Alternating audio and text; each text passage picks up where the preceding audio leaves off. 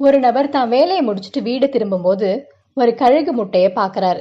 கழுகு எங்கேயாச்சும் பக்கத்துல இருக்கா, அந்த முட்டையை அதுகிட்ட பத்திரமா சேர்த்துடலான்னு பாக்குறாரு. எங்கேயுமே கழுக காணும். அந்த முட்டையை அப்படியே விட்டு போக மனசு இல்லாத அவரு தன்னோட கோழி பண்ணையில கொண்டு வந்து அந்த முட்டையை பத்திரமா வைக்கிறாரு. கோழி தான் முட்டை தான் நினைச்சு அடை காக்க ஆரம்பிக்குது. கொஞ்ச நாள்ல அந்த முட்டையில இருந்து கழுகு வெளியில வருது. அது தன்னை கோழின்னு நினைச்சுக்கிட்டு அந்த கழுகு கோழி கூட்டத்திலே வாழ ஆரம்பிக்குது. எல்லா கோழியும் இற உண்ணும் போது அந்த கழுகு மட்டும் வானத்தை நோக்கி பாக்குது. வானத்துல நிறைய கழுகுகள் வட்டமிடுறத பார்த்த அந்த கழுகு, நானும் இந்த மாதிரி ஒரு கழுகா பிறந்திருக்க கூடாதா, எவ்வளவு சந்தோஷமா இந்த வானத்துல பறக்கலாம் அப்படின்னு நினைக்குது. இப்படியே நினைச்சு நினைச்சு அதுக்கு வயசும் ஆயிடுது. இதே மாதிரிதான் நமக்கு நிறைய திறமை இருந்தும் நம்ம பயம் தயக்கத்தினால நிறைய வாய்ப்புகளை நழுவ விட்டுருப்போம்.